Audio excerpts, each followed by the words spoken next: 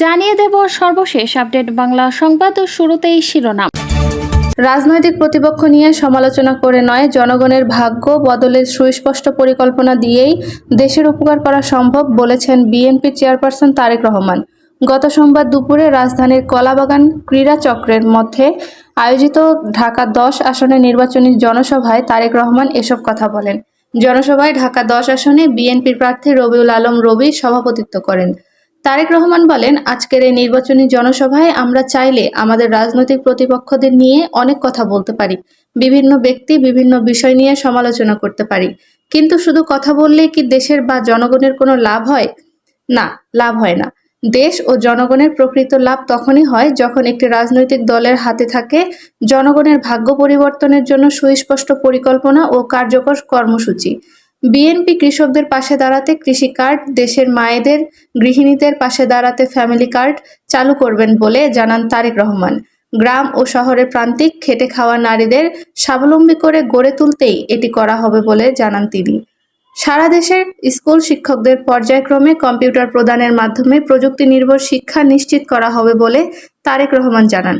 শহর ও গ্রাম সব জায়গায় প্রান্তিক মানুষের দোরগোড়ায় স্বাস্থ্যসেবা পৌঁছে দিতে 1 লাখ স্বাস্থ্যকর্মী নিয়োগের পরিকল্পনার কথা জানান তিনি। প্রায় 1.5 কোটির মতো প্রবাসী ভাই বোনের কষ্টার্জিত বৈদেশিক মুদ্রায় দেশ চলে উল্লেখ করে তারেক রহমান বলেন, তাদের হয়রানি কমাতে, নিরাপত্তা নিশ্চিত করতে এবং দেশে ফিরে সম্মানজনক জীবন নিশ্চিত করতে চালু করা হবে প্রবাসী কার্ড। দেশের ধর্মীয় ব্যক্তিদের বিষয়ে তারেক রহমান বলেন, মসজিদ, মাদ্রাসার ইমাম, খতিব, মুয়াজ্জিন ও অন্যান্য ধর্মীয় গুরুদের অনেকেই মানবেতর জীবনযাপন করেন। বিএনপি সরকার গঠন করলে তাদের জন্য সম্মানজনক জীবনের নিশ্চয়তা দেওয়া হবে। জানিয়ে দেব সর্বশেষ আপডেট বাংলা সংবাদ ও শুরুতেই শিরোনাম। জাতিসংঘের অধীনে শরীফ ওসমান বিন হাদি হত্যার তদন্তের দাবিতে বিক্ষোভকে কেন্দ্র করে গত শুক্রবার দুপুরের পর থেকে রাজধানীতে পুলিশের সঙ্গে ইনকিলাব মঞ্চের দফায় দফায় সংঘর্ষের ঘটনা ঘটে। হোটেল ইন্টারকন্টিনেন্টালের সামনে সড়কে সংঘর্ষ চলাকালে পুলিশের সাউন্ড গ্রেনেড, টিয়ার শেল ও লাঠিপেটায় ইনকিলাব মঞ্চের নেতাকর্মী, গণমাধ্যম কর্মীসহ অন্তত 60 জন আহত হন। সংঘর্ষের সময় টি-শার্ট পরিহিত অবস্থায় ডিএমপি কমিশনার শেখ মোহাম্মদ সাজ্জাদ আলীকে লাঠি হাতে তেড়ে যেতে দেখা যায়, এমন একটি ভিডিও সামাজিক যোগাযোগ মাধ্যমে ছড়িয়ে পড়ে, যা নিয়ে ব্যাপক আলোচনা সমালোচনা শুরু হয়।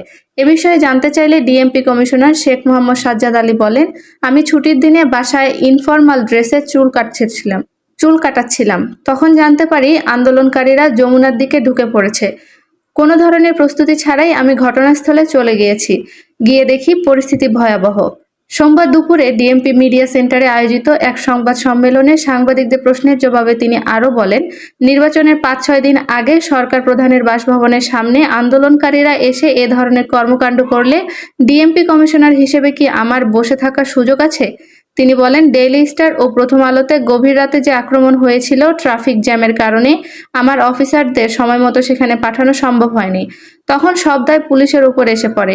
সরকার প্রধানের বাসভবনে আন্দোলনকারীরা যখন ঢোকার চেষ্টা করছিল তখন ডিএমপি কমিশনার হিসেবে আমার কি নীরব থাকার সুযোগ আছে?